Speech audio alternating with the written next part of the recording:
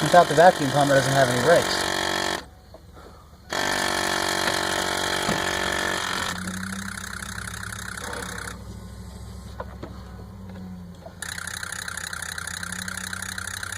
I'm telling you, that's a rotary pump trying to pump.